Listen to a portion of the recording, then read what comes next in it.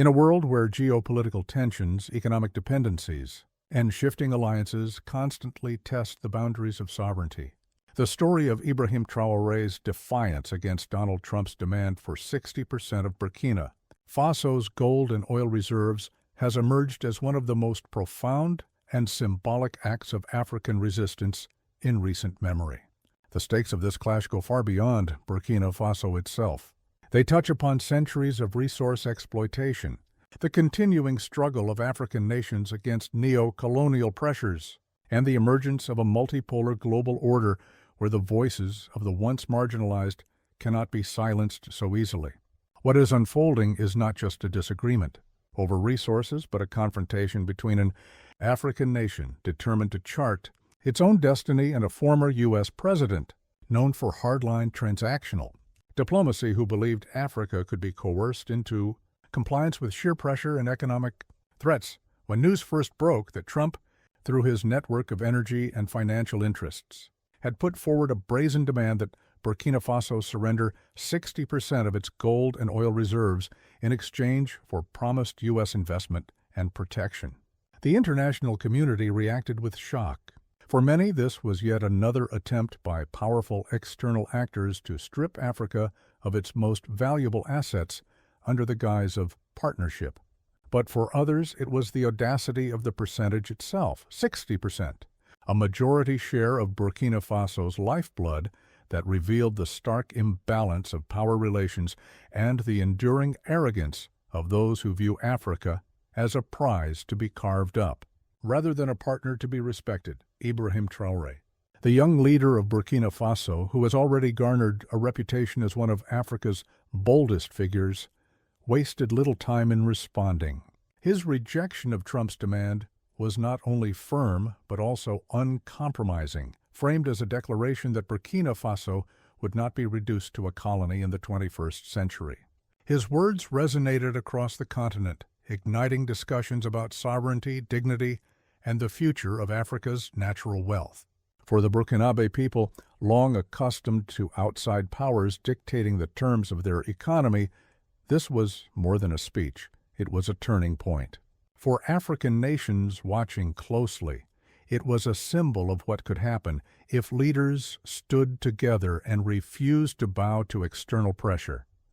To fully understand the weight of Traoré's rejection, one must first grasp the centrality of gold and oil in Burkina Faso's current and future trajectory.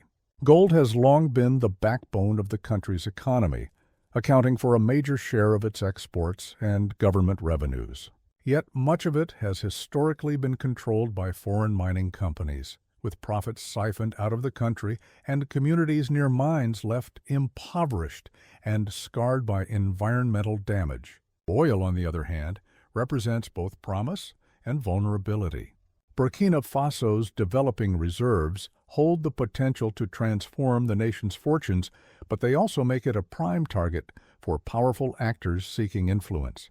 Trump's demand was effectively a call to hand over control of both the country's present wealth and its future prosperity. What made the situation particularly striking was the broader global context. The West, led by the U.S. and its allies, has long relied on African resources to fuel its industries, stabilize its economies, and strengthen its geopolitical leverage. Meanwhile, Africa has often been left with underdevelopment, debt, and fragile infrastructures. But in recent years, with the rise of new global players such as China, Russia, India, Turkey, and the formation of blocs like BRICS+, African nations have gained alternative pathways to development and partnerships. Traoré's rejection of Trump's offer must therefore be seen not just as defiance of one man or one country, but as part of a broader realignment where African leaders are choosing multipolarity over dependency. His public response, Traoré emphasized that Burkina Faso's resources belong to its people, not to foreign powers. He underscored that generations of Burkinabe had sacrificed too much for their land to be stripped once again by outsiders who viewed Africa as nothing more than a vault of commodities. His refusal was not couched in vague diplomacy, but in sharp, unapologetic language that revealed his deep understanding of history and his commitment to sovereignty. He invoked the legacy of Thomas Sankara, the revolutionary leader of Burkina Faso in the 1980s, who had similarly defied Western pressures and called for Africa to free itself from the chains of exploitation. Traoré's words echoed Sankara's spirit, making clear that the fight for dignity was alive once more.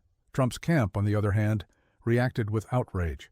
Allies in Washington characterized Traoré as reckless, naive, and ungrateful, insisting that American investments could have modernized Burkina Faso's infrastructure and bolstered its economy. They painted Traoré's rejection as a lost opportunity for the Burkinabe people. Yet, beneath the surface, it was evident that what angered them most was not the loss of access to resources, but the challenge to their authority. For decades, African leaders who resisted Western demands often faced political isolation, sanctions, or worse. Traoré's rejection, however, came at a time when the geopolitical winds were shifting, and attempts to isolate him would not be as easy as in the past. Indeed, the international response highlighted this changing reality. Russia and China were quick to voice support for Burkina Faso's right to control its resources, framing the conflict as another example of Western arrogance.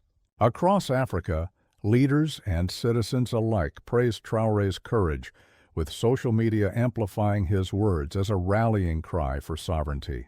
Even in Europe, where governments often aligned with U.S. policies, commentators noted that Trump's demand was excessive and could backfire by driving African nations further into the arms of alternative partners. Within Burkina Faso, the impact was immediate and profound. Traoré's stance galvanized public support, reinforcing his image as a leader willing to risk global backlash to protect the nation's dignity.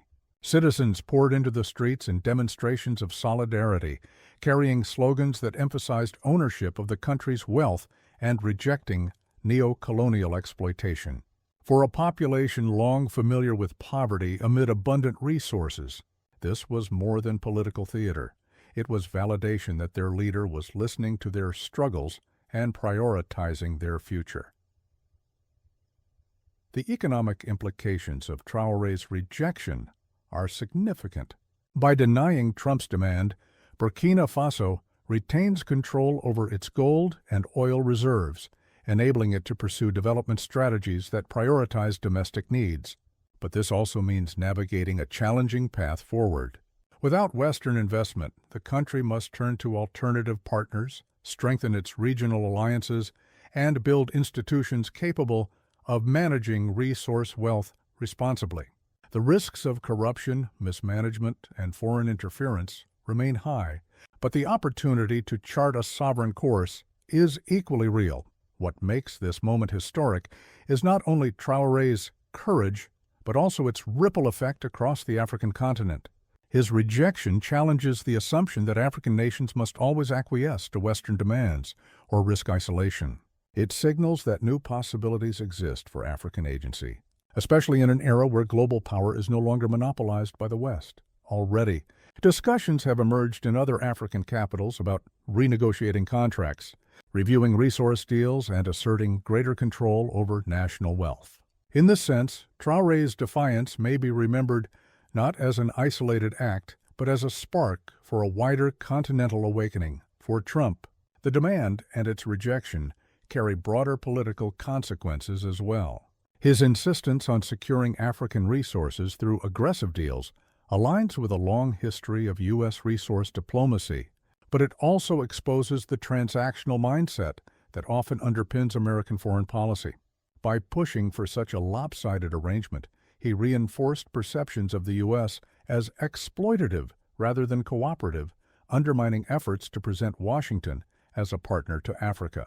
The optics of a powerful Western figure demanding a majority share of a poor African nation's resources, only to be rebuffed by a young leader, resonate far beyond the immediate actors involved. Looking ahead, the story of Traoré's defiance may become a defining moment in the struggle for African sovereignty.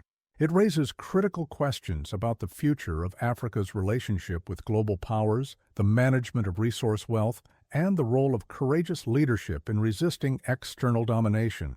Will Burkina Faso and its allies succeed in building sustainable, independent economies that serve their people? Or will they face renewed pressures, destabilization attempts, and economic sabotage from those unwilling to let go of Africa's wealth? What is clear is that the era of unquestioned exploitation is being challenged. Traore's rejection of Trump's demand for 60% of Burkina Faso's gold and oil is not just a national act of defiance, it is a continental declaration that Africa is no longer for sale. It is a reminder that sovereignty is not granted by global powers, but earned through struggle, sacrifice, and the courage to say no, even when the world expects you to bow. As this drama continues to unfold, the world is watching. The Burkinabe people know the risks of their leaders' defiance, but they also understand its necessity. For them, and for Africa at large, this is more than politics. It is the embodiment of a dream that has echoed across generations. A future where Africa's wealth serves its own children first,